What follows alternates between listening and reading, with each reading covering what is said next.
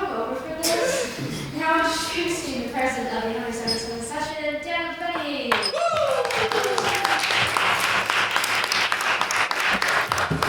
Members of the House, I welcome you to what is the 24th Ordinary Meeting of the 177th Session of the Literary and Scientific Society. Now, last week we had our Dufferin competition. It was a very exciting competition. I'd like to give a round of applause again for our winners of the Shannon, which was Poe and Beth, and our winner of the Dufferin, Ash. And this week, on the run-up to Easter, we decided to crack on with some excellent activities during the week. On Monday, we had a lit talk with Sam McBride, the author of For and Against United Ireland, which was very interesting. Then on Tuesday, we had our Women's Subcommittee debate, where we debated childcare. There was a bit of a difference as to whether there should be universal childcare or not, but what we could all agree was that it was a very excellent debate. And then finally, yesterday, you tried to varying degrees of success to find me in Donda Esta Dhivyah, eventually finding me in our beloved Laveries. I'm pleased to say that from your donations, we've now raised over £300 for the Smartens, so well done.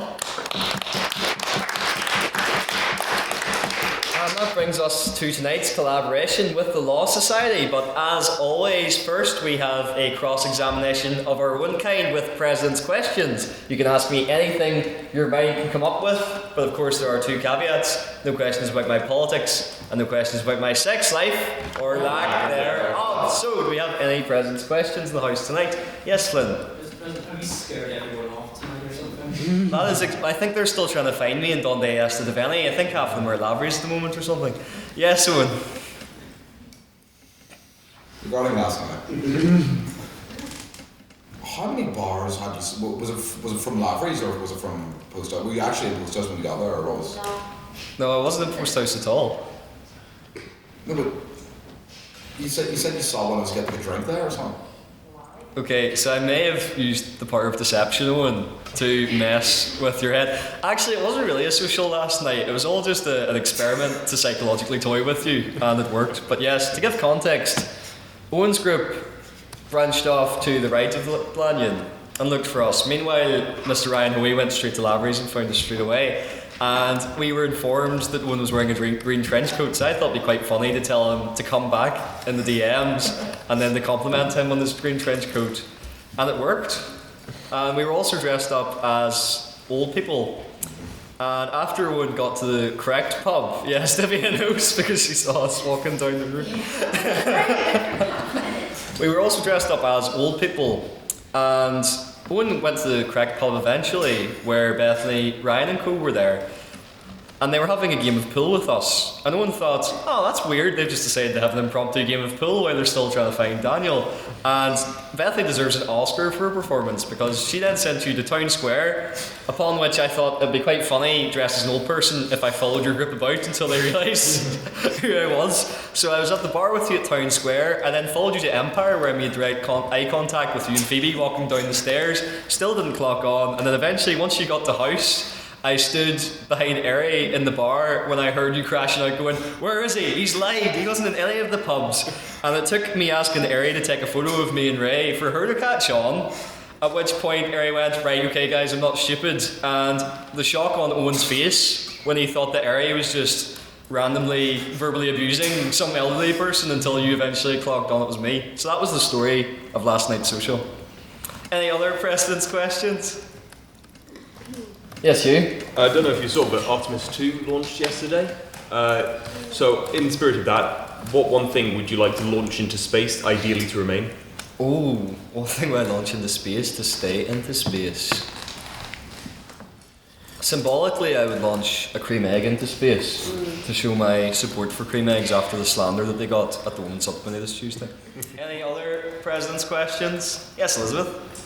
Who's your favourite famous Daniel? My favourite famous Daniel would have to be Daniel Craig.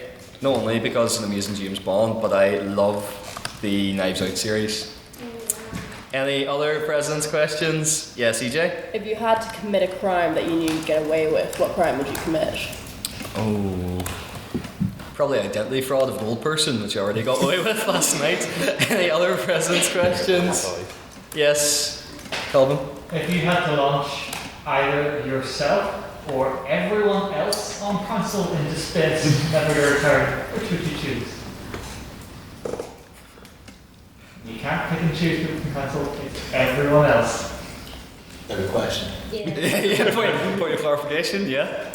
Do we all have to go together, or You know what? In 8 separate shuttles, I would send council to live in isolation. Any other president's questions? Or maybe forgetting the big one? Yes, Elizabeth? So for breakfast this morning, I had a massive gyro last night from the Sphinx, which Ray has very flattering photos of me trying to eat the massive gyro. But I didn't eat anything this morning. And my mum's sister phoned me, going, have you had breakfast yet? And I said, no, I haven't had breakfast. And she was really, really angry and said, you should eat a pastry, like I'm actually raging. So that inspired me to eat a croissant. Yeah, that one wasn't the best. And I know what you're thinking. Why is Daniel endorsing the French right now? Because I went to a patisserie then and I gave in to what my aunt was saying. And the man at the patisserie is from Marseille, he's called Peter. And he was really trying to get me to buy a French croissant. But I ended up buying a Belgian one instead because I did not give in to peer pressure. Any other president's questions? Yes, Josh? What is a gyro? It is a Greek food. It's like a kebab, but it's got chips, is the best way to describe I it. think of a gyro. Okay, a gyro, whatever pronunciation you wish. Yes.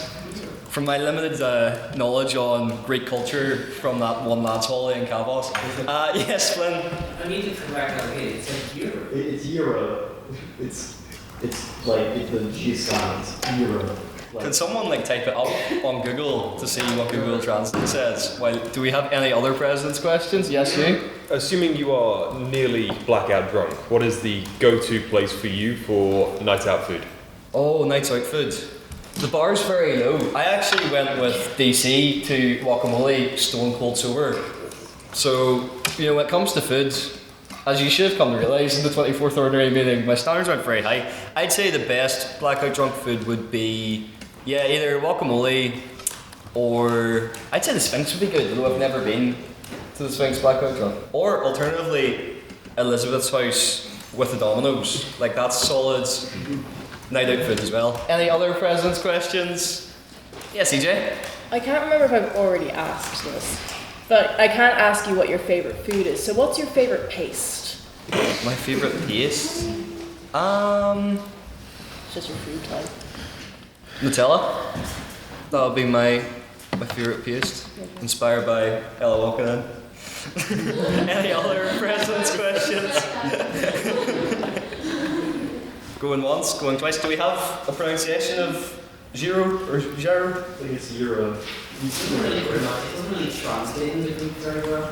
Okay, well we'll leave that one on a cliffhanger as we go into private members' business. So this is your chance as members of the House to get the rest of our members' opinions on anything you've seen in the news recently, anything of particular interest. So, do we have any private members' business in the House tonight? Yes, Mr. Black. Anyone got a charging cable at the bar? For an old iPhone? Even just the block, because I have the cable, I just don't have the plugging it in. Yeah, I have one. The real community spirit valorific shining through there. Any other pieces of private members' business? Yes, you. Yeah, I don't know if anyone else saw, but about an hour ago, the Attorney General of the United States, Pam Bondi, has just been fired by Donald Trump. I was just wondering what the House thought of this, especially given that the Dow is below 50,000 right now. Interesting. Do we have any thoughts on that? Yes, Eóin? I do hate to inform the House that as I was monitoring the situation on the BBC, the BBC has reported, she's going to be put into a new position in the administration, so she's not vanquished yet. Just we're in phase 2, whatever boss that is. Thank you. Anyone else on this recent piece of news? Yes, Josh. So the bar is made up of about 90% liberal and like 10% conservative, which means that the pool that conservatives get to pull from when they're choosing things like AGs or Supreme Court justices or Supreme Court justices, they're really the cream of the crop. Because only the most hardened conservative lawyers really come to the top. So I'm sure that whoever gets replaced by Pam Bondi is going to be probably just as bad as Pam was. Thank you. Madam Vice President, did you have your hand up? You don't care that you've lost interest? Yes, Eóin? What? I thought you had your hand up as well. Am I seeing things? I've done too much method acting as an old person and I'm just imagining things. Any other pieces of private members' business in the house? Yes, EJ? Oh, I was just responding on Bondi still, my bad. Oh, go on ahead. No, it's I didn't know she was fired before now because before now I was in the Maclay writing this 4-minute masterpiece. But I'm glad to see her at least banished to the basement, if not entirely executed, which is good. I think that's a win there, is to kind of see at least he's fired someone and now has to scrabble around for someone new. But who's really winning when the world's like this? So interesting. 4-minute masterpiece is actually my nickname for Becker as well. Yes, Eóin? Actually, as I immediately checked Wikipedia to see if it updated her info box, and I noticed that the current now acting AG is the disputed Librarian of Congress. There is a dispute over who, isn't this supposed to be the first administration in American history where they've had to use that line in the wiki text code to denote that a position in the bureaucracy is disputed. Interesting. Yeah, didn't know that. Any other pieces of private members' business? Yes, Elizabeth? I think this might be a bit too niche, but someone recently stole 413,000 Kit Kats. If that has any theories on what happened to them. Interesting. Anyone on the Kit Kat thief? Does that make them a Kit Kat burglar? Yes, EJ? sorry, I got a little hungry. You must have took a lot of breaks in the library then. Yeah. Do we have a hand up? I was just going to proclaim my own innocence. I was nowhere near the situation. I was scuba diving elsewhere, as we all know. I was nowhere near it at all. There we go. Hugh's cleared his name. Anyone else on this recent crime? Maybe that's the crime that I would commit if I could get away with it. Scuba To diving? answer. Yes. Yeah, we had a hand over there. Not anymore. Was there no hand over there anymore? Yes, Ellen? Yes, go ahead.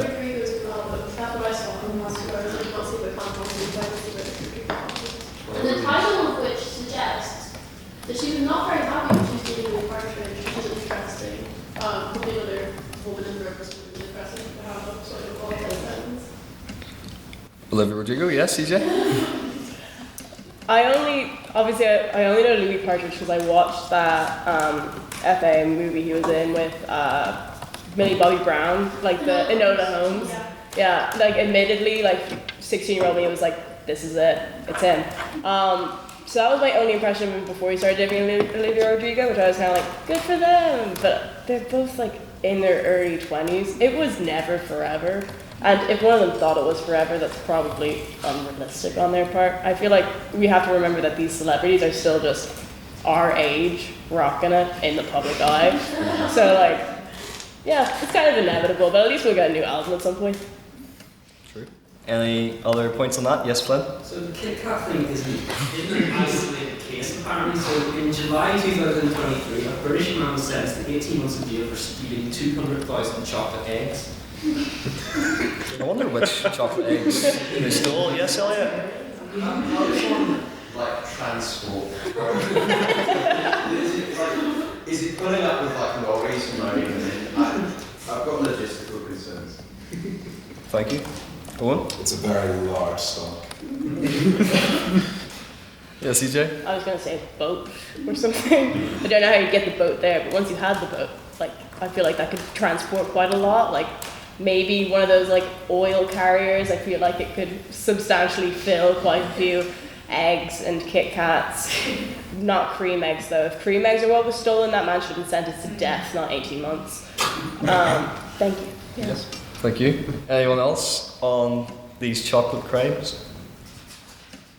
Or any other pieces of private members' business? Well, in that case, I would like to invite Man Vice President up to read the minutes from last week's debate.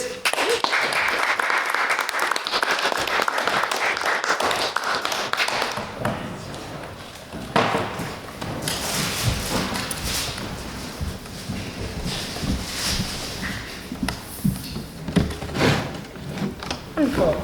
So on Thursday, the 26th of April, the Queen's Literary and Scientific Society convened for the 23rd Ordinary Meeting of the Society for the 177th session. With the duffering competition, the motion was now revealed for the speakers to prepare their speeches in 15 minutes. The motion was, "This House as God would start over." With the motion revealed and speakers off to begin their 15-minute prep, the rest of the House started with President's questions. Hugh Child asked, "What would you name an award if you could?" Of course, Daniel has already done this with the creation of the completely humble Dhivyah Cup. Ray Thien asked, "How would you compare Downpatrick and Banger?" due to Daniel's behest earlier in the day asking me to say that question because he thought the answer was so funny. Daniel responded, "Downpatrick has a statue and a hill, while Banger sounds dirty when you say the name Bang Her." Joshua Johnson asked, "How was the recovery after Conversazione?" Daniel said he shouted at Elizabeth. I personally don't remember him doing that. And he got back home at 6 a.m. and slept until 9 a.m. Matthew Spratt asked if Daniel was aware he quoted the Bible in his Conversazione poem. Daniel said it was an unintended scripture plug. Flynn Nugent posed the question, if Larne and Bangor did not exist, what would be the worst town in Northern Ireland? Daniel said Cookstown because there's no good place to get scram. Jack Steele asked, have you ever been to Bangor? As well as adding the caveat that Daniel is now banned from the place. Daniel responded, yes, and the three best things are the Two Door Cinema Club, Jack Steele, and the road out of Bangor. Tom McCormack proposed a vote to determine that the Bangor that was being discussed should be a Bangor in Northern Ireland in order to not get it confused with the Welsh Bangor. With 7 votes for the proposition, 9 votes for the opposition, and 6 abstentions, the House voted to determine that the Bangor we were talking about was the one in Wales. Next, we moved on to private members' business. Ari McRae asked if anyone knew any good coastal walks other than Gross Bangor. Ella McMullen responded with the option of taking the Derry train to Castle Rock. Matthew Spratt further suggested the White Cliffs of Dover, which is in England, so not entirely very helpful. Ray Thien took a very long time to suggest Port Rush. Martin Craig's intervened to suggest that Ari or anyone should climb Mount Everest and then cycle back to Bangor. Someone as well proposed a vote to the House to abolish Wales. The vote was as follows: with 10 votes for the proposition, 7 votes for the opposition, and 4 abstentions. The proposition takes it, and the House voted to abolish the country of Wales. Now we started the debate. First proposition was Elliot Dhivyah. His aim is to create the perfect Dufferin debate. The problem is that it's practically impossible. If God's purpose is to create the perfect debate, then what is the purpose of God? First opposition was Eoin O'Neill. There's already been a case where God already started over and swore he never would again. Why do things being bad mean that things need to be destroyed or changed? There's lots of pain, childbirth, the DUP, and moving tables in McMorty. But as an all-powerful being, why would I go against God's own sacrifice? Urged to oppose because there's scriptural evidence that God would never do what was stated in the motion. Second proposition was Luke Coyle. Although we have ascribed God the qualities most associated with the deities, we have not stated which God they are. As God, we will create the perfect world. Humanity started out wonderfully, and look at what it has become. We could strip the ruin out of man. We cannot progress until we see a rock not as a weapon, but as a tool for building. We are God, not an investment banker, and we should not invest in the sunken fallacy cost. The second opposition was David Martin. In order to truly lovingly engage with our creation, we can make small adjustments. As university students, we know how to start an essay, we write and we throw out again and again, we adapt to our flaws and push onwards towards perfection. Third proposition was E.J. Culleton. The world is like a terminally ill and violent chihuahua. We should take it to the vet and turn it into a hamburger. That's what Baker wrote. Humans started capitalism and dogged each other for gain. As it stands, humans have gone too far. A blank page is much better than, is much better than one that has scribbles over it. Third opposition was Poe. What do we do with the beautiful story? The story of the Garden of Eden is problematic. It means you created an imperfect world in the first place and need to correct it now. Even if a perfect story is possible, it is boring. The imperfectionism of the world is what makes it interesting. Fourth proposition was Ashpar. What would this God want? What would he do? God is not an author, he's a sculptor who wants his creations to suffer for him. God may not think that humans are the most important thing. This human-centric approach ignores his other creations such as animals and the environment. God would look to see how he can improve his world for the better on the basis of past world scenarios. Fourth opposition was Bethlehem. If God isn't all-loving, then why does he care? If God can be perfect, then why is the world like this? Humans have to go through all the bad stuff in the world to get to where we are today. He lets creatures go through these matters. If God wants to start clean again, is that not also slightly violent? I don't want suffering, but let everyone go through violent Groundhog Day so Beth could go and win Dufferin. Questions for the proposition was proposed by Chloe and responded to by Luke Coyle and Beth Lynham. Question for the opposition was proposed by Matthew Spratt and responded to by Eóin O'Neill and E.J. Culleton. An abstaining question was asked by Ryan Hoey and was responded to by Luke Coyle. We then moved on to the vote of speakerability. With 15 votes for the proposition, 7 votes for the opposition, and 7 abstentions, the proposition takes the vote on speakerability. When the judges returned to the room, Ash Carr was named as winner of the Dufferin Award for Best Individual Speaker, and Beth Lynham and Poe were awarded the Shannon Award for Best Team. May I take these minutes as read?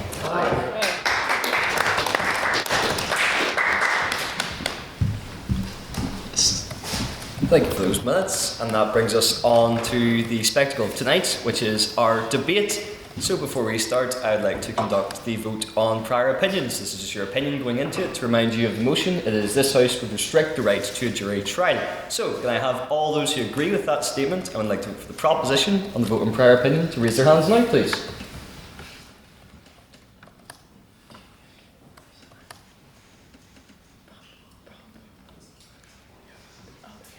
4. And can I have all those who disagree with that statement and wish to vote for the opposition on the vote in prior opinion to raise their hands now, please?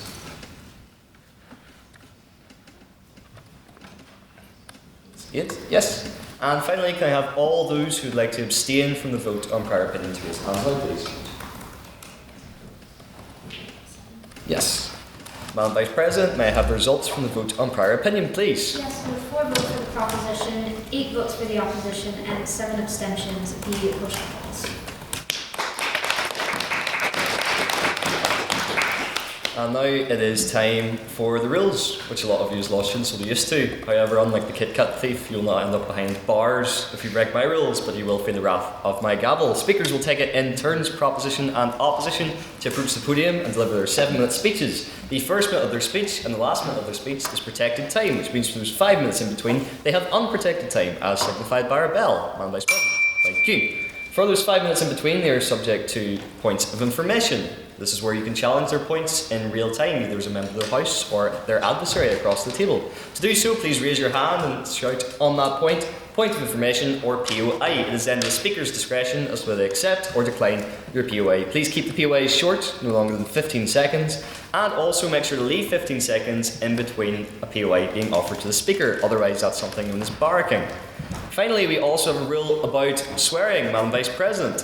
Yes, if you swear you owe the House a ball of court, please pay it timely. We still have outstanding court fines. Ella for Elliot still owes one as well. There was other people as well, but those are 2 at the top of my head. But yes, please pay it timely. Yes, and with that, we shall start tonight's debate. I would like to invite to open the case for the proposition. Look to the podium, please.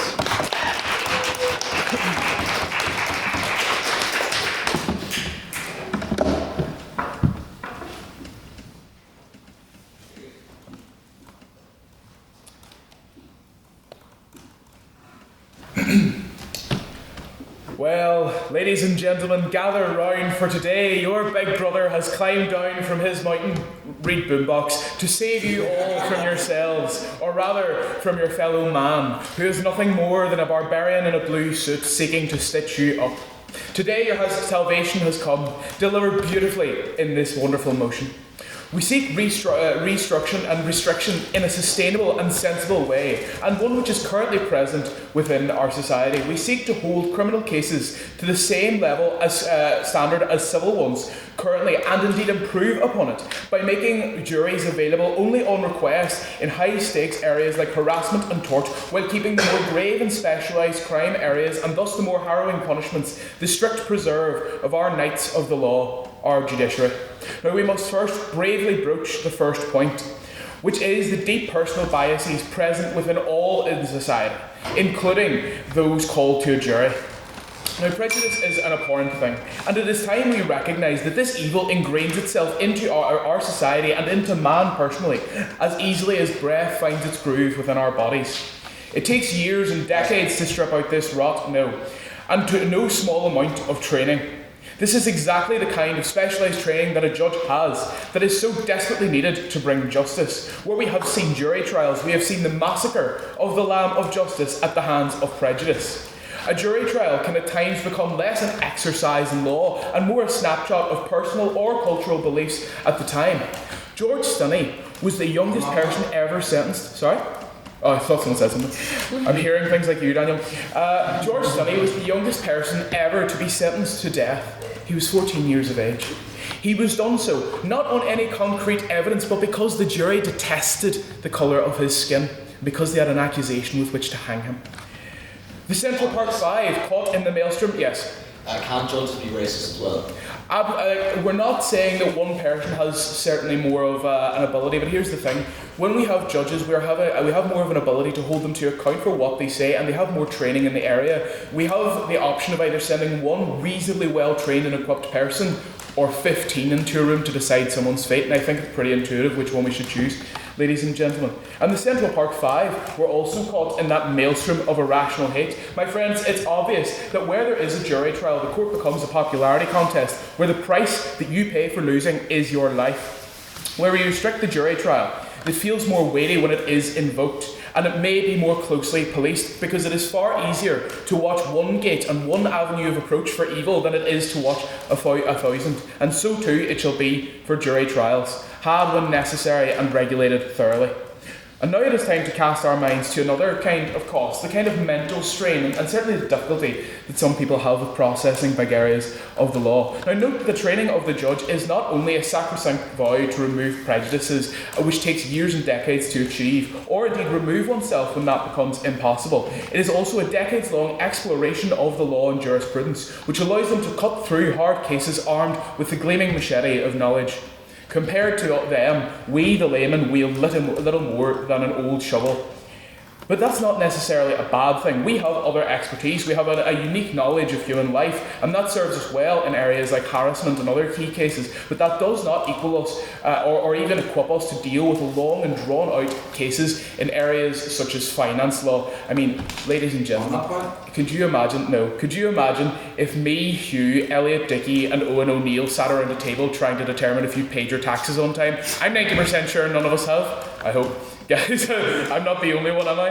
But finally, ladies and gentlemen, let's indulge in a bit of opium here. Let's indulge in a bit of BP and take a cross-border comparative. Now, there are other areas of the world, such as France or the Netherlands or India and China and Mexico, where we see the abolition of the strict regulation or the strict regulation of the jury system. Now, what we do not see is justice leaving these nations, for these things are not mutually exclusive. They are different, surely, but they're not unjust societies. They still have positive contributions coming in from their laymen, but it's not willy-nilly on key areas, and it's not allowing them to grossly affect sort of brutal cases, or certainly more weighty cases. In fact, one could argue that where we see the jury trials become more restricted, as will be talked about later by EJ, we see actually a better cooperation and a better feeling for that, instead of just oh my god, I have to go to jury duty again. Let me wheel out the best performance of an orange man I've ever got to see if I can't get out of this case. It's more about, can I engage with the system thoroughly? And that's indeed what we see in places like France and the Netherlands. Because when things are only used when they are weighty, when it's a break glass in case of emergency situation, it's far more seriously taken than everyone else. I mean, if you look at the way jury duty is viewed in popular culture today, ladies and gentlemen, the reason that we must restrict it is because it has become essentially a beacon of hatred. It's, I have to do this, I have to do my civic duty.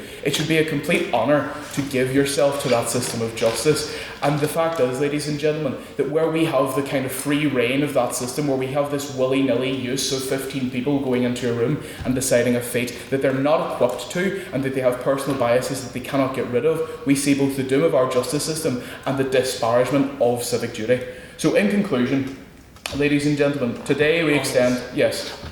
Why, I ask you, why are judges completely immune and completely insulated from the kind of biases you talk about? I note that Judge Julius Hoffman, who presided over the Chicago 7 case, and the appeal denied in relation to were biased in this. How do you respond?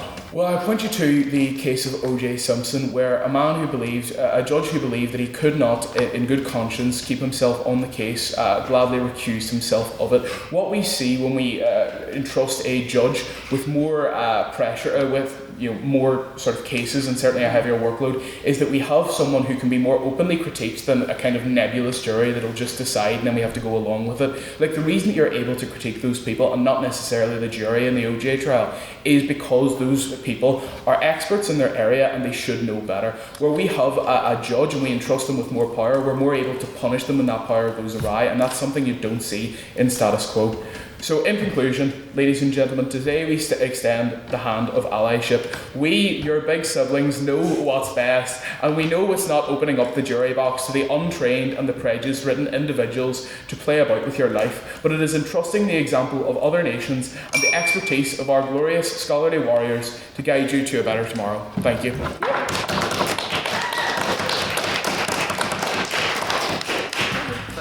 For that very fine speech, I'd now like to invite the case for the opposition, Kíla, to the podium, please.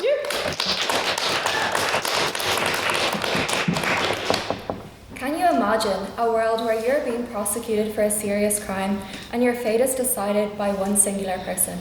And can you imagine having no influence over how the legal process operates at all?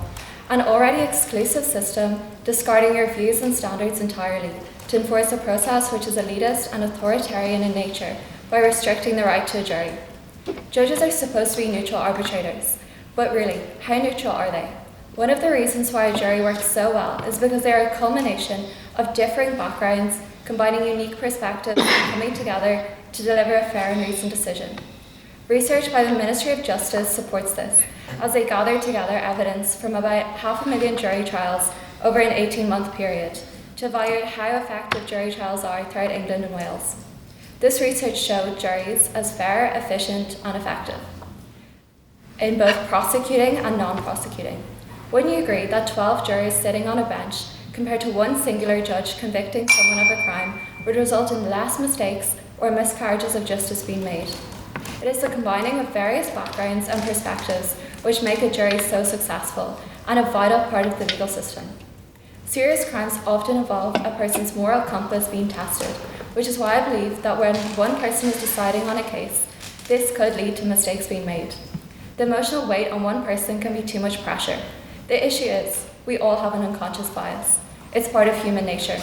There is no one person in the world who cannot be swayed subconsciously by something because of their own experiences and belief system.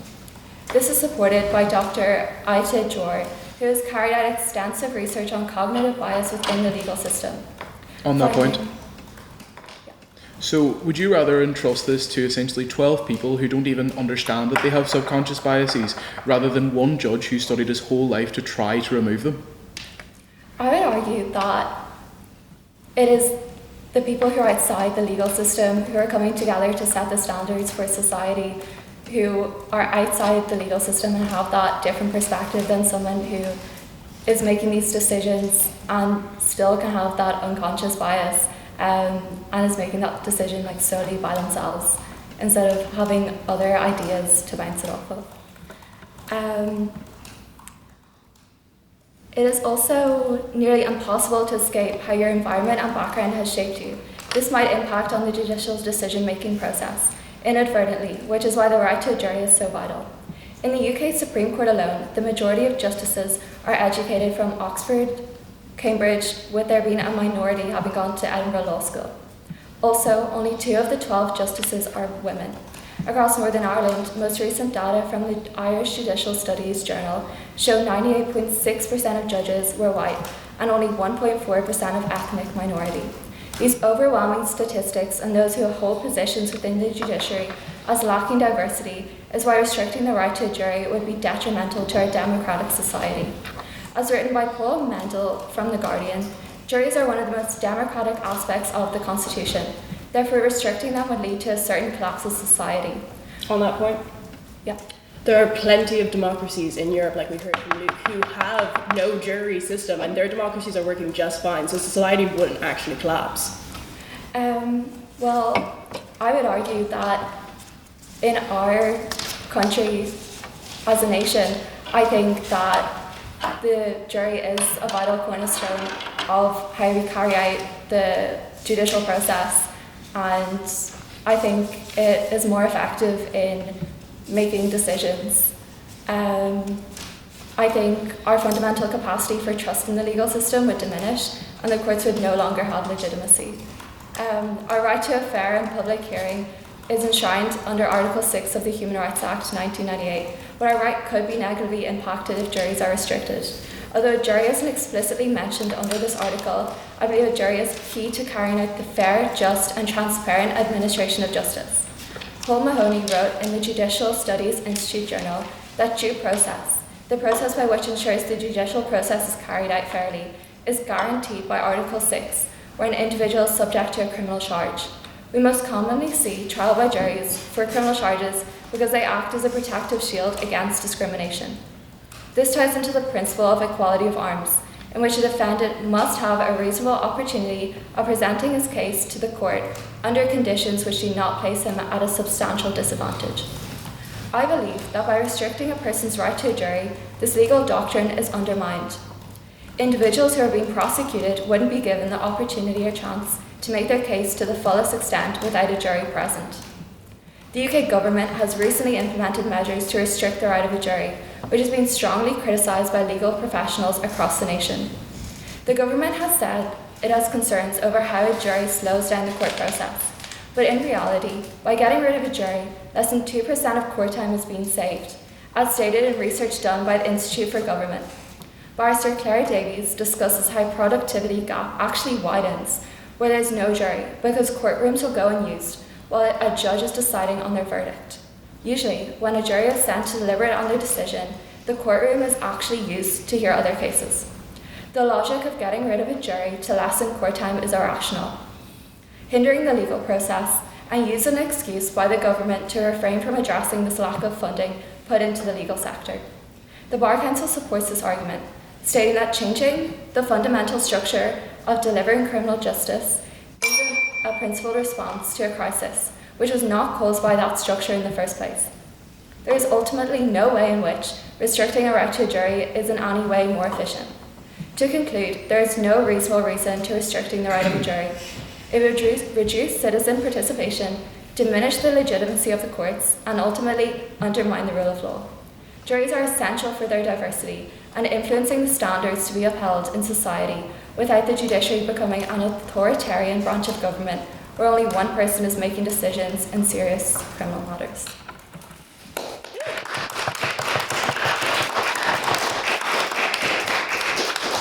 Thank you, Kíla, for that very fine speech. I'd now like to invite second on the proposition, EJ to the podium, please.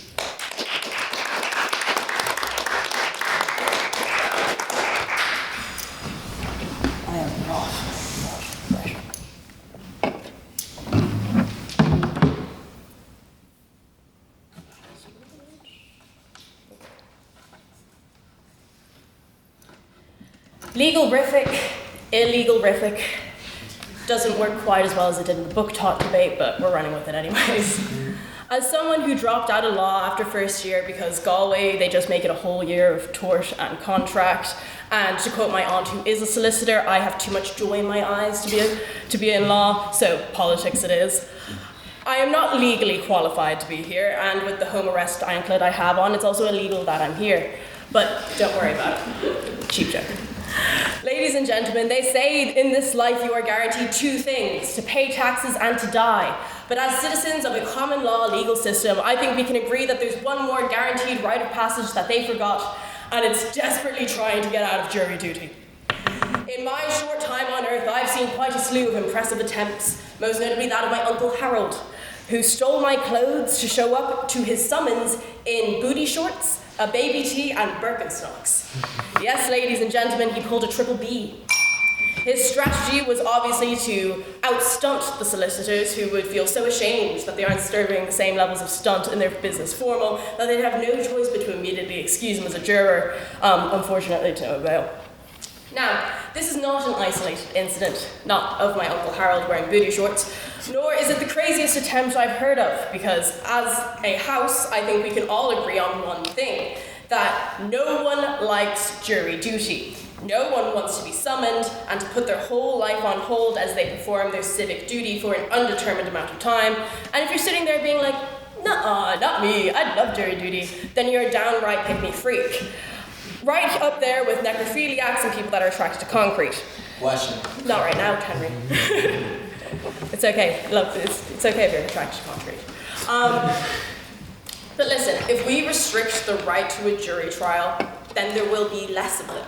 And therefore, less of a chance of you or your Uncle Harold having to steal my Daisy Duke's booty cheek out extravaganzas in an attempt to get out of jury duty, making our collective population a lot happier to not have to deal with the dark loom of jury duty hanging over their head, or fear of ever having to see an image of my Uncle Harold in those shorts burnt into your brain.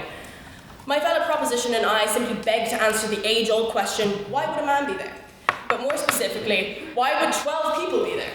Against their will, and why would we have them there all the time when they don't want to be there, they don't need to be there, and frankly, having them there is not the flex the opposition thinks it is. As Luke has talked about, the very system of having a jury is insanely flawed itself, and even then, the judge is still the diva who makes the choice at the end of the day. So why wouldn't we just reserve the right to a jury trial to appeal cases or high court matters as was suggested in our model, where things are clearly more complicated? When it comes to the right of a jury trial, I'm specifically entitled to a jury of my peers. But personally, I don't know these Huzzs. Peers who? Like, if I'm on trial for a crime, it's not going to make me feel like I got a fair, just shot just because there's 12 randos off the street who don't want to be here staring me down when I'm the reason their life is on hold for the foreseeable future. Not right now. Oh, actually, this speech is so short, I will take that. If it's not ideal and they're not good, why do you think so many people choose to exercise their right to demand jury trial? I think it's because it does slow it down quite a bit. Like, having a jury, you have to find the jury then. And so that naturally does give your public defender some more time, like even if it is just 2%, it does give them more time to have a slightly better case, to prepare a little bit more. And also there's just like that extra like hurdle for the prosecution to have to leap over. But like that, 12 rounders off the street staring me down when I'm the reason there for the foreseeable future, I feel like everyone in the room hates me, and I don't know if it's because I committed a serious crime or what. Like Reynolds, the bald man in the beer belly who showed up to court in a wife beater and Nike sweatpants with a suspicious stain on the front, he would much rather see me hanged because I'm obstructing his ability to watch the footy and day drink in the local. Him and I are not peers. The yummy mummy in the front who's raging that her husband's solicitor friends couldn't get her out, so now she has to miss her Botox and boots. Charity fundraising gala ladies' day that she organised at the sailing club. She and I are not peers, although maybe just not yet, do check in 30 years.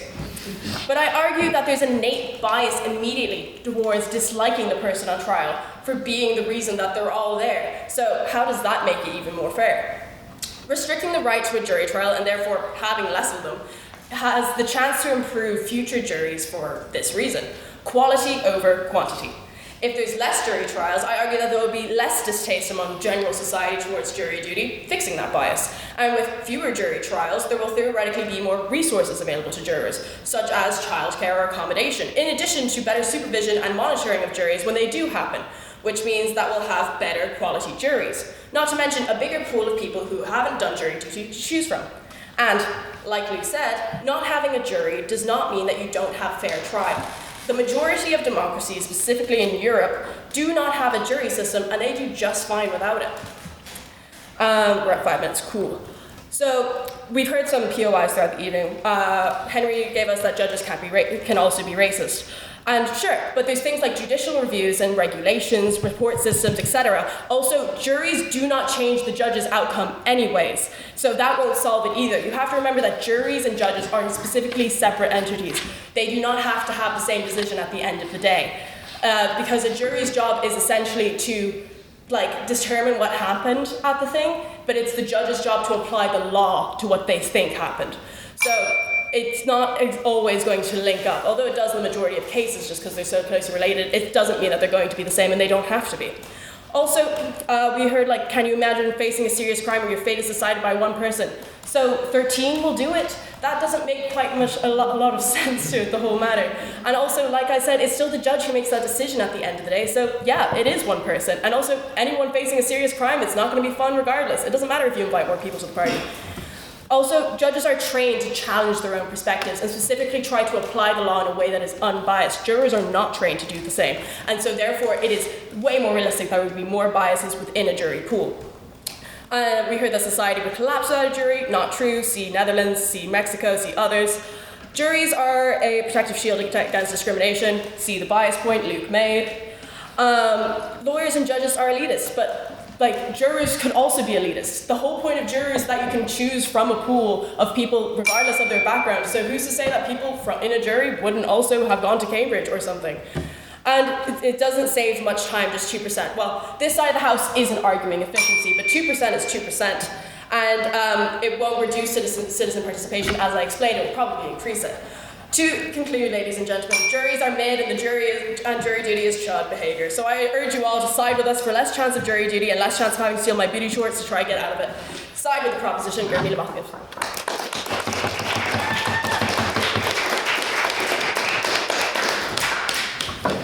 that very inviting speech. And now to continue the case for the opposition, I would like to invite one to the podium, please.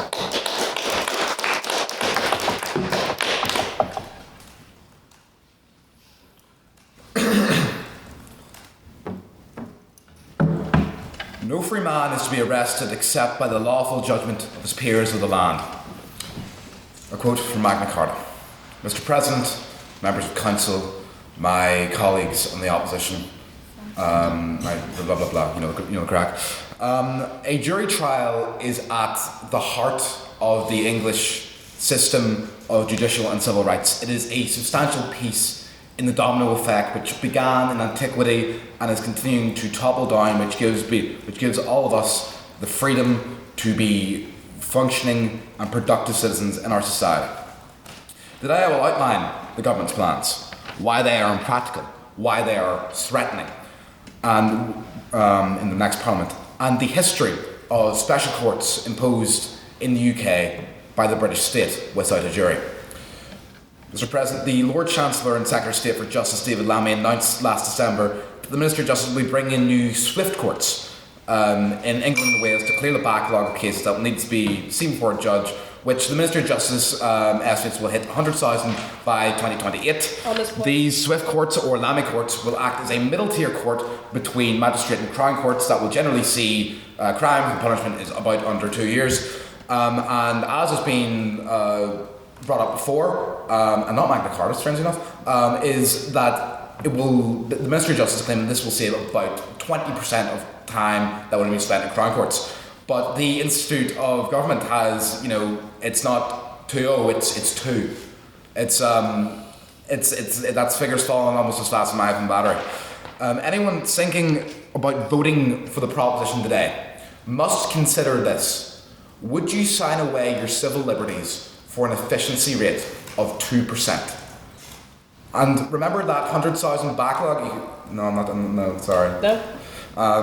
That 100,000 backlog by 2028, these reforms will not change that. It might change the quarter in which it happens, but it will still hit 100,000 by 2028.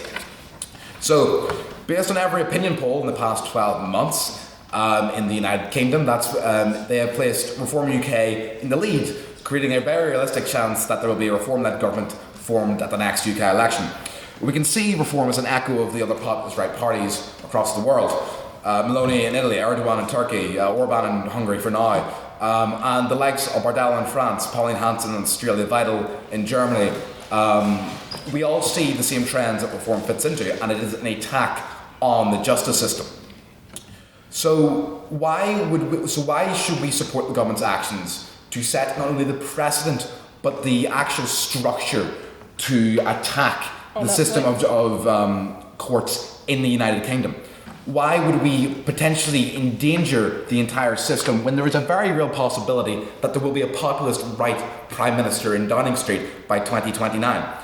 And, Mr. President, I want to emphasise the fact that these reforms to the justice system that we are here to discuss today are only applying to England, Wales, Scotland, and the 6 counties have justice devolved to them. And as it is Easter coming up, I do reflect highly at the stage in Irish history. Yes. You mentioned that there's a danger of populist overthrow. It's judges' jobs to interpret laws that are enforced by executives in Parliament or the Prime Minister and created by legislature. It's not their policy, is not their domain. It's only interpretation. Yeah, well, my point in that regard is not that the judges will join this populist government. It's that the government can take action against those judges using these specific reforms as the precedent to begin attacking the system, as we saw previously in Italy with that failed referendum a few weeks ago. So, back to Easter. An extremely important time in Irish history, and I reflect particularly on internment and the diplock courts that were set up in the north of Ireland. And it's a quite personal subject to myself. I mean, I've had family and neighbours that had to deal with that, had to deal with.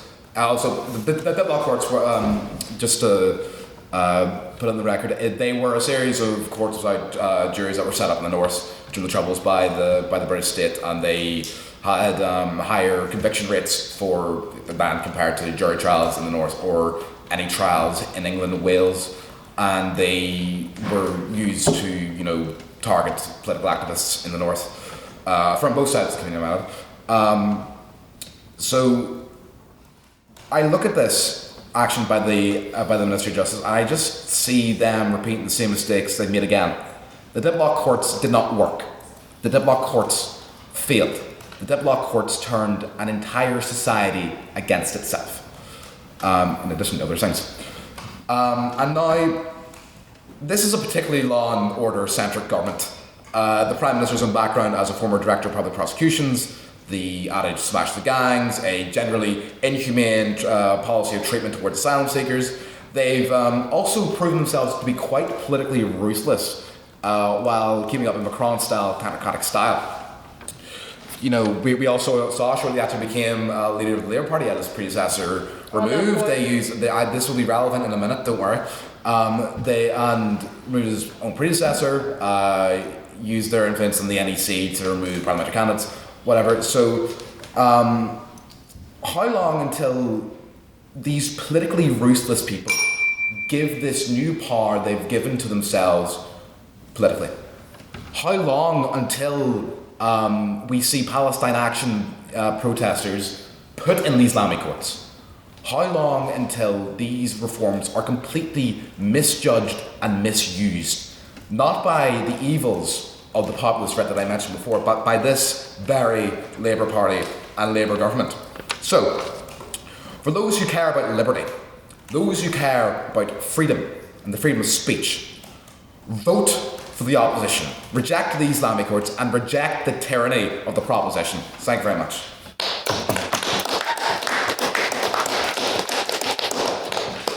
Thank you, Wood, for that very fine speech. And now to close the case for the proposition, I'd like to invite Dhivyah to the podium, please.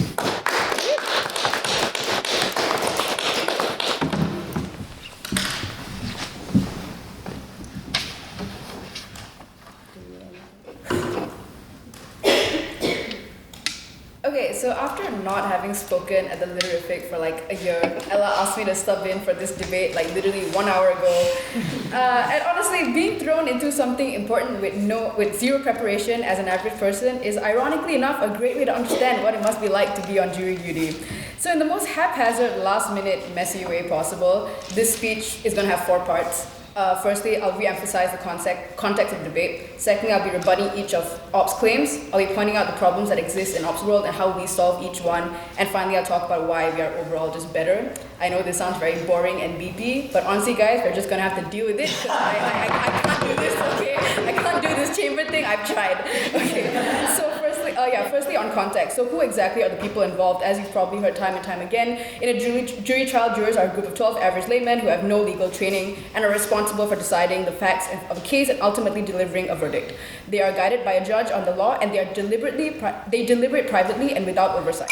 They are not required to give reasons for their decision. The problem with this is that this means that some of the most serious legal outcomes to be decided, the guilt of innocence of someone, are determined by individuals who are firstly untrained, who are susceptible to influence by group dynamics, have their own preconceived biases, and whose reasonings we never get to properly examine. And frankly, let's be real, half of these people just don't want to fucking be there, right? But secondly, I'll use my role as the last speaker of the House to sort of remind everyone when it comes to debates like this, when it comes to concerns of the justice system, it's really important to consider which side upholds public trust in the system better and what's fair and somewhat easiest on those involved. And I'll tell you why, our side does this better, right? But firstly, on rebutting Ops points. I think based on the POIs coming from Henley, we can kind of gauge that one of the biggest points coming from Op is that judges can be racist, sexist, and have their own biases too, right? I think I have two responses to this. Firstly, sure, some may be, but judges are specially trained to not be swayed by emotional rhetoric, right? They are held to a higher level of professionalism, but even if that means nothing to you, Chair, you can be rest assured that a racist judge is more likely to be held accountable by the simple fact that he's legally required to write out and intricately explain his judgment that will be released to the public, and their professional reputation is directly tied to that. If his judgment is deemed unfit, there are judicial reviews, like what EJ said. If you potentially trust a potentially racist doctor to perform first aid on a minority person on the sole basis of their Hippocratic oath that they have taken, more than just some average random individual on the street, I think you can also buy this. But secondly, there are multiple ethnically diverse countries that have abolished jury trials, like Malaysia's done this. Not gonna go into our legal problems on that, but Malaysia has done this, despite of course having their own inbuilt racial hierarchies and whatnot. Because of the concerns that juries are just more incompetent, they have been abolished on the sole concern that they are just not as functional and more incompetent, and these legal systems are obviously functioning perfectly fine. To some degree. But lastly, just throwing this out there, right? Even if we buy Op's claim that a judge is just as shady, then at the best, this is kind of a wash, because naturally, if a judge is considered upper tier elite in a society, and if this upper echelon of the society is so corrupt that a racist judge that can act on his racist tendencies is in power, then naturally it is safe to assume that mindsets like this do trickle down to your average common folk. So anyway, that potentially means that your so-called community in this country probably don't have your back anyway. Anyway, so juries probably aren't as safe either. So at least a large enough people within these communities where the numbers in this wouldn't matter in a jury decision, right? Especially with countries that have huge splits in their political ideologies. But the second rebuttal then, actually I'll take Henry's POI. Okay, so let's say in order for these tipping points to be adequately reached in terms of training judges, I don't understand why the progressive incentives and capacity incentives don't also apply to educating jurors in that instance. It's symmetry in terms of competence. Damn, bro. Okay, firstly, I think it is simply just easier to educate one judge because of the professional trainings that they have inbuilt into becoming a judge. You really do need to go certain procedures to even reach that point of professionalism, instead of re-educating whole groups of people, because jurors are randomly chosen from society. It's not just about re-educating this group of 12 people. You literally have to re-educate your entire society to not be biased. I don't think this is feasible in any way. But the second rebuttal then is on the claim that juries. Where am I? Second speaker on Op's whole point on the Labour Party and what's being implemented in the UK right now, right? But the thing is, you're debating us, not the Labour Party. I think Luke has pretty clearly demonstrated in our model that for this debate, that being the right. What did I write? That being the right to or just be limited upon request within higher courts is what our model is. So it kind of begs the question, are you not engaging with our model because you're just scared of the arguments in front of you? But it's okay, we'll move on first.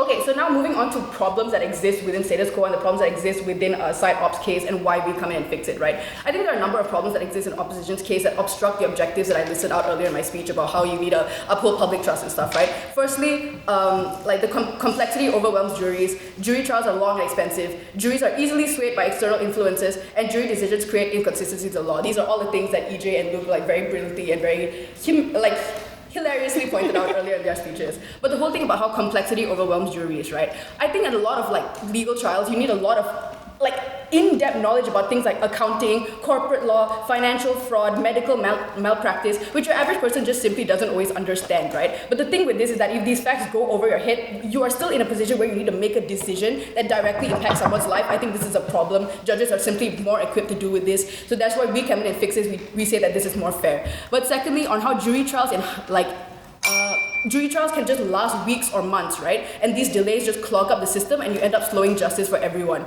How does Prop come in and solve this? We tell you that a bench trial or like judge-only trials are usually quicker and cheaper because like less time is spent on things like jury selection, like giving instructions to the jury, having to explain the law to the jury, on things like deliberation. So you aren't dragging out a process that is inherently already traumatizing for individuals involved, therefore also more fair, and you uphold more public trust. But also things like biases and emotional influences, right? Juries are your average people, which means they come into the courtroom with all their emotional baggage coming to the courtroom as well, right? And all their preconceived biases. And they are just swayed by things like media coverage, prejudice, sympathy, or even just a really like swaggy, charismatic lawyer can sway them, right? I think this is also a problem. At the end of the day, legal decisions should be made on hard facts and what the law actually expects within trials. And whereas judges base decisions strictly off like law and evidence, reducing like emotional and social biases and whatnot. So why is our side better? I think we tell you that we match trial type to case complexities because we give you the option where you are restricted, where upon request you can still have this option and this tool for you, but it's more like fair overall. Yeah. For all those reasons, proud to propose. Thank you, Dhivyah, for that very fine speech. Now to close the case for the opposition and the debate as a whole, I would like to invite Henry to the podium, please.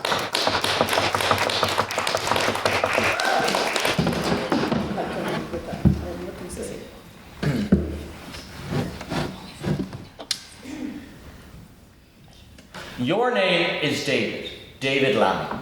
Your bathroom has a broken shower, your kitchen has a broken stove, your stairs have a broken step. You look around. What do you do? Do you A, fix the stove, B, fix everything, or the secret third option, C, do you nuke your living room? Ladies and gentlemen of the House, they have taken a gut, they have taken a gun, they have taken a match to the very covenant of justice and equality that underpins this system. I believe it was Patrick Stevens from the International Institute for Criminal Justice and Human Rights who said that this decision from Labour could be described as the following.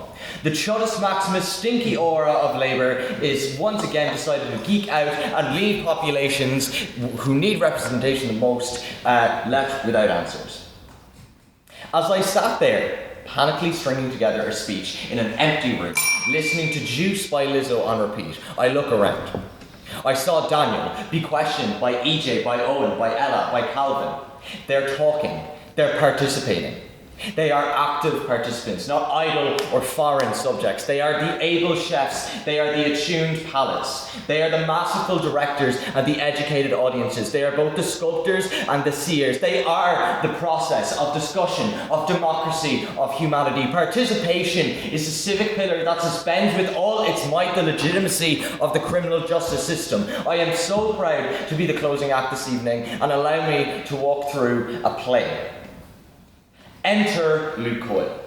Luke tells us that this will only apply to torts, and very restricted examples of trials. So fear not, ladies and gentlemen, this won't have a reach and impactful trials. He then tells us that juries are bad on the whole and gives examples of murder trials to admonish them. I would ask Luke why he doesn't commit entirely to the whole bit and restrict right to jury trial overall and make it available in all instances. This is a massive tension in the proposition case. I would ask Luke what happened in the world of the Central Park Fives and the Chicago Sevens and every other example cherry-picked from the cherry tree of mid-argumentation. Judges take over, and their biases are in no way immune and protected or insulated. In fact, racist, classist, regressive societies where bad legal outcomes happen are often populated by old conservative land-holding, predominantly men on judge benches and are often the problem. And juries provide a democratic check and balance.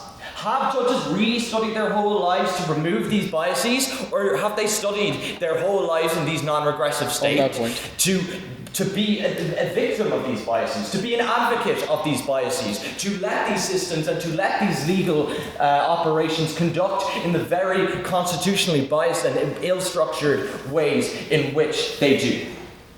Notice that we're not arguing for the elimination of judges. We are arguing for the balance of judges by a jury, right? This is not a debate about jury versus judge. This is a debate about judge and no one else versus jury and judge, right? We are the side of balance, they are the side of bananas. So, to move into EJ's speech, this is kind of mean, I don't know what I'm going to say, whatever. So, EJ said one true thing in her speech, and that's, I'm not legally qualified to be here. EJ's argument is that, people hate jury duty, so therefore jury bad. No one likes to vote, let's ditch that. Most kids hate school, let's have them fight in arenas instead of school day. Most people hate going to the doctors, let's stick it to the herbs in the Lemsip after we lose a leg in a car crash. Chat, like, what are we talking about? EJ also says quality over quantity. My simple response, guys, let's only give 10% of people human rights, but those guys will get really good rights, like super cool rights and super big houses and super amounts of wealth. And the other 90% it doesn't matter because we can give really good rights to this town. Sounds like a foolproof plan with no risks or problems whatsoever.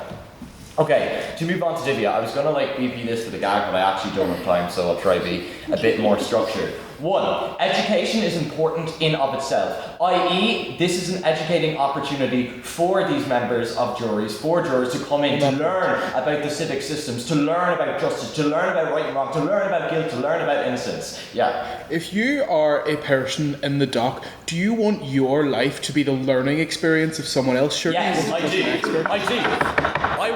Yes, I absolutely do. I want someone who is open-minded. I want someone who is able to adapt, because this comes into my second response, that juries necessarily can be swayed. I actually agree with that. They are flexible. Judges aren't, right? Judges historically have more entrenched biases because of the systems and the educations in which they receive, right? I note that I'm thinking predominantly of the cases of legal prosecution that they mention in non-progressive societies that are resultant from the fact that those structures in of themselves have problems. Like, the American Constitution was a deeply inequitable document up until very, very recently in history, and there was lots of very, very bad, very, very bigoted, very, very discriminatory case law that was held as gospel before Lady Hale came into the Supreme Court. So, my argument, which I have a minute and a half to make, is going to consist of two claims. Numero uno, the notion that this will speed up justice is empirically, statistically, and factually untrue. And numero dos, the jury is an essential supplier of democratic legitimacy to the criminal justice system, and without it, its authority wanes and hurts. The reason that there's this backlog is not because of juries, right? It's because of bad case progression, it's because of bad digital systems, it's because of poor transfer of defendants and witnesses, it's because of bad resourcing, it's because of bad administration, right? This 2% statistic that they're talking about in of itself isn't even proven, right? And the problem is, when you get rid of juries, the Labour government, or whoever government, I get we're not debating Labour, the EJ Luke Dhivyah government are going to walk around and go, hoorah, we made this so much more efficient, and you get this faux pas completionist effect, and then you don't have this incentive to scrutinise and be like, we didn't actually fix the problem at all. 2, the justice system is built for people, by people. If you remove the right of groups, like disadvantaged communities, like people of colour, like women, who, through no fault of their own, have been systemically denied from getting involved, from becoming judges, from becoming lawyers, from becoming advocates. If you remove their right to be a member of a peer-to-peer randomly selected system, they can no longer have that buy-in for participating in the legal frame. We call it a right for a reason. Do not shut the door on representation. Do not shut the door on equity. Do not shut the door on civic duty. Shut the door on a government, on a plan, on a proposition that have no interest in equity and no interest in problem solving. Thank you.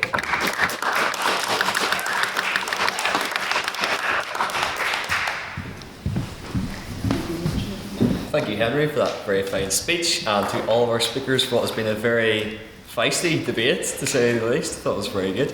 It is now time, however, for questions. You're not quite out of the woods or off to the woodworkers yet. This is your own time to be in the docks, because you will be subject to questions from our audience. First of all, do we have any questions for the proposition? Yes, Josh. So, as someone who's been a paralegal and has worked on jury selection processes with an attorney to like help them out and heard of like bad people, I'm pretty sure that process in pretrial exists here in Northern Ireland, don't it? Where you can, I mean, it did from the Google search I just looked at, where attorneys work with, paralegals and whatnot to thin out burdens to make sure that the people that they're talking to aren't, informed racists or have certain biases. So, is that like, can that not be a good thing? Can attorneys try to weed out bad seeds in whoever they're talking to? Yeah. Why is it all or nothing? Thank you. Would someone from the proposition care to respond? So in America, and especially in the deep south, I watched a lovely little Last Week Tonight on exactly this. They use jury selection to essentially crystallise racist beliefs and have an all-white jury. They used to use things like literacy tests, numeracy tests. They used to essentially prey on whatever group they wanted out of the jury, usually black men, and get them out. When we have this kind of jury selection, not only does it restrict, like if they want to claim that, oh, rah, jury, we love it, democracy and all this, well, very well then, if you want to take that side, that's all well and good, except that a jury is not a jury determined by some wonderfully democratic process. Lady Justice doesn't come down and weigh each person on her scales. It's done by socio-political standards. You wonder why OJ got off, it's because of who was stacked in the jury. You wonder why so many different criminals who were white and 21 people who murdered 14-year-old boys, I think of the case of Bobby Franks. You want to know why all that happens? It's because of a jury that is selected specifically to alienate one group of people and push another group, usually the more racially sympathetic to the person or indeed monetarily, onto them. Essentially, what you see from jury selection is not a democratic thing. It's the reinforcement of stereotypes and actually an engineering of a jury more favourable to a person you maybe don't want it to be. Thank you, Luke. Response? Yeah, I think I largely agree with what you raised there, because I don't think it's very balanced. I think you can't just turn around and be like, they're all racist and they all hate everyone and that's the end. Because if the society itself is so racist, look, the Deep South back in the day wasn't going to be much better if it was just judges. There's no, that's bad either way. So what I would say is I actually think there is, and all of this is as well, this is a problem of implementation, not a problem of principles, so it's an odd claim of the way proposition are managing it. But what I would say is though is that I think, and you know this as well from being in the legal side of things, is that the way that process works is not it's self-democratic, right? You have both sides of advocates, both sides of representation able to be involved and do their own work in selection. So i.e. a defendant has access to representation who is just as much a part as the legal counsel of the state in selecting the jury. So I don't really understand in a society of kind of equity and fairness why there isn't kind of equal power for those defendants and those groups to also make sure that on juries that they are represented, i.e. that they're pushing for demographics who understand them, who empathise with them, and then that's also balanced out by a prosecutor who's pushing for their own incentives to prosecute the case effectively, and then you get a democratic, deliberated result. But again, I would say issue with process does not mean principle idea of itself bad. They're distinct discussions. So. Thank you, Henry. Would anyone care to interrogate the opposition of the question? Yes, Elliot. So I'm very nervous. I'm going to try and phrase this intelligently. The 2% statistic, I think it was used by both sides, but I primarily heard it more. Where does that come from and how do you calculate it? Because it's basically the amount of trials that are jury trials. If jury trials take longer than every other type of trial, it would be longer than 2%. Could you tell me a bit about how you got to that statistic? Yeah. So where I found that it was, when I was doing the research for this speech, it was the Minister of Justice said that these new Lammy courts, these Swift courts, they'll be used in about 25% of cases and it'll save about 20%. The Institute for Government is the primary source. I haven't delved too deep into it. What I assume they have done is they went into the statistics that they had used or tried to find their own and create a more realistic calculation of how much time the swift courts will ensure as compared to if the cases were conducted in Crown Courts with a jury. And that's such, if, I mean, I can get you the article if you want, but yeah, it's from the Institute for Government. Thank you, Eóin. Yeah. We weren't arguing at all. Like, we made a point of avoiding efficiency because we don't think that was part of our model, and we don't think it works very well in Lammy's model particularly. Like, we wanted to distinguish ourselves from Labour's case. That was a big point. But because if you look at the model that we provided, it was not the same one that Labour does. And specifically, I made the 2% statistic in response to your lovely first speaker because she brought it up first, and I was just simply rebutting. I think 2% is 2%, but that's also, like, I agree, it's not enough to make an efficiency case, but 2% is 2%. It proves that it saves 2% time. Great. But that's not at all what Proposition was arguing, if you could go through each of our arguments. We didn't have a single one of us in any of our models did we argue efficiency. That's Labour government. You're debating us, the Proposition. And we had a completely different model to what Labour is providing. Thank you, EJ. I'll take one more question for either side if we have it. So any Proposition questions? Yes, Hugh. Okay. Luke, you actually spoke on professionalism of judges quite heavily, especially in terms of answerability. You claimed that judges would be more answerable than juries. However, I think you failed to acknowledge the fact that quite a lot of the time with judicial answerability, there is none, especially if you get to higher and higher ranked courts, especially the Supreme Court of the United Kingdom, wherein there is no answerability, and in fact people are specifically sought out because of their extremism, not in spite of it. So I think you've encountered a fundamental problem, which is you've confused the Americans with the UK, and that's a very bad decision to make. The Judicial Appointment Committee in the UK essentially weeds out people on extremism and appoints people via merit, so I don't understand your argument there. The maxim that there is absolutely no judicial accountability is, of course, a farce. People can still be removed from the judicial post. Note what Henry said. Henry was able to name the two justices who perpetrated the Central Park Five and was it, I can't remember the other one. Yeah, he was able to name both of them. Could you tell me a single juror's name in the OJ trials? We don't learn about the crimes of the jury because we all automatically sweep it under the rug of, well, sure, it was democratic, this, that and the other. No, if someone commits a wrong, there should be one person that we are able to hold to account. When you have a jury, you lose the ability to even cite one person who committed the wrong. That's the way I think of it. Thank you, Luke. Rebuttal from Henry. Look, okay, I know we weren't that real, but you have to be a bit real as well. Jurors get dismissed all the time in trial. Come on, let's be so real. Jurors, there's huge accountability mechanisms for jurors. If you get selected for jury duty, you can't just kill everyone for a few weeks. Do you know what I mean? There is, and within the trial as well, you can't lie, you can't pressure, you can't talk to fellow jurors outside of the approved hours. You can't engage with media on the case, and that is really, really strictly enforced. And as strictly, this is what I mean of any argument you make about a judge or whatever, there is an equal insulation from that harm for the jurors. This ultimately is a debate about principle, and are you taking legal education itself as the only administrator of justice, or are you complementing the legal competency which you talk about with democratic oversight? We are talking balance, you are talking about one entity and one entity only, and I think that's the difference, and that's why I agree with you. Thank you, Henry. Do we have another question for the opposition? Yes, Gabe.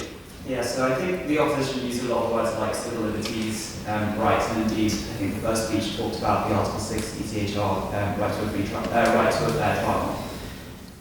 Given that, would the opposition would they consider the fact that a right to a fair trial might not necessarily entail a right to a jury in the way that we have done for, say, summary trials and magistrates in trials? Thank you. A response from the opposition? Even though the right to jury isn't enshrined under Article 6, I think it's important for citizen participation and upholding the rule of law, because it is such a fundamental part of our Constitution to have a jury, and it's part of the legal process. Thank you, Kíla. A response from the proposition? Okay, evil Tory time. Well, as we are in the country of the Leviathan, I'm going to bust out Thomas Hobbes. It's happening.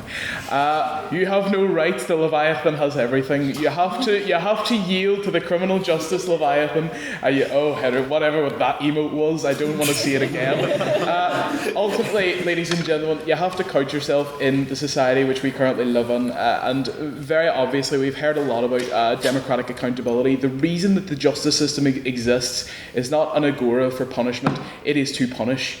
The only way that you have that system is a system and a person strong enough to wield it, the Leviathan. That doesn't mean you incorporate all this wishy-washy democratic accountability stuff. That means that you have one strong voice speaking out always.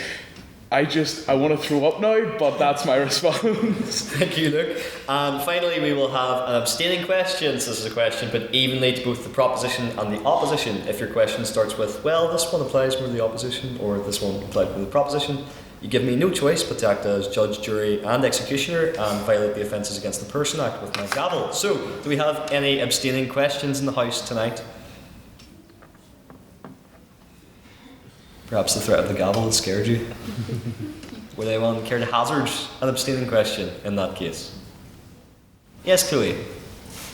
If juries can be influenced by emotion, bias, and confidence, how can we be confident that their decisions are actually fair? Thank you. A response from the proposition first. You absolutely can't. I mean, obviously I've talked about this. It's a symptom of both your personal preferences and the cultural preferences of the time. What you see from a jury may not necessarily be what the law dictates they must say, but it will be what their personal sympathies say. You have this group of people who will decide not based on their skill within law. You can immediately discount any kind of experience or ability there. But it will be a decision made almost totally on what they were taught and what they were reared in their kind of cultural days to kind of agree with. So fairness goes out the window the moment you yield to kind of contemporary thinking and morality.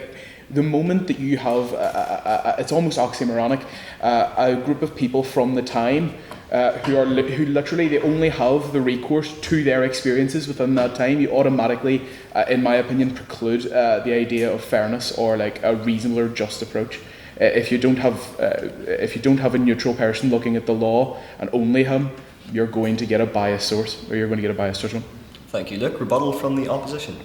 Chloe, you're right.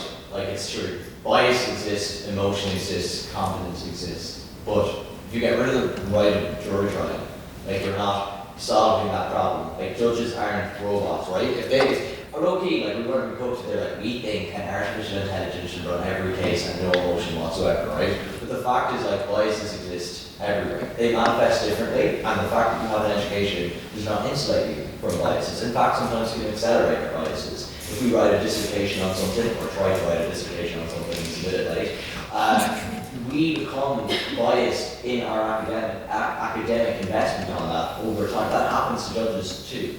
So I think really we need to learn, and instead of pretending that emotion and confidence and bias don't exist, we need to learn how to deal with them.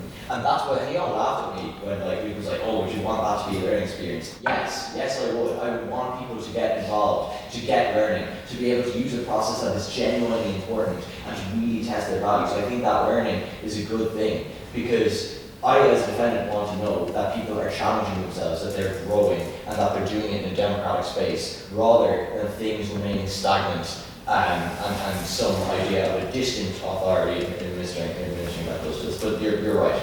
I just say that exists on both sides of the history. Thank you, Henry. No further questions, as that brings us along to our deliberation period.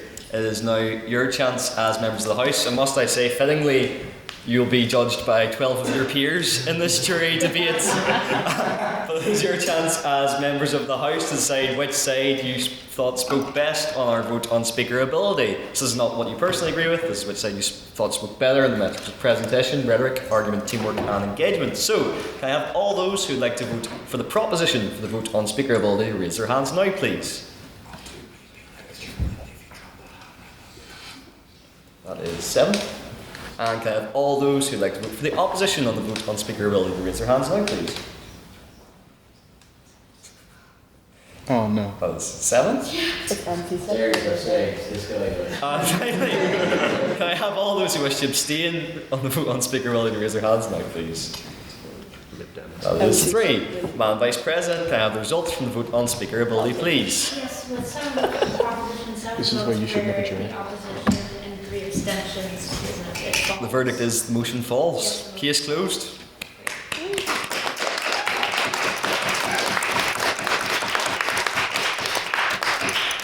And finally, before we all head to Lavery's, I'm going to open the floor to council announcements. So members of council, if we have any announcements coming up. Now, Ella's not here, but after a jam-packed last 4 weeks, we were going to have a bit of a break until our next debate on Thursday, which will be This House Would Separate Religion from Politics, so make sure to come along. So that'll be a very entertaining debate. Beforehand, we also have our EGM, and the deadlines for nominations and amendments are closed. We have now decided the amendments which will be put forward and updated on our website accordingly, but that'll be taking place at 5 p.m. to decide who will be the future events officer and vice president going into the 178th session. I'm also incredibly pleased to announce that after how active we've been as a society, after the community we've fostered here, and all the records that we've broke, that we have been nominated for the Best Student Society by the Student Union Awards, and also the Best Student-Led Activity with our Don't Hate Debate event, which took place in October. So congratulations to everyone who's been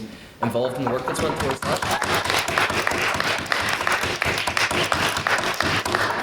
And to celebrate, as always, we will be going down to Lavery's. So I will see the rest of you at Lavery's if I get speakers to the front and council to stay behind to set up the room. And I'm proud to call this meeting adjourned. I'm not going to Glasgow. I cannot go to Glasgow. Yeah, I saw you were saying I can't go to Lavery's. I was going to. I can't. Hours worth of break. I can't. Ask me what's in my bag. I don't think my comedic delivery was quite the same today.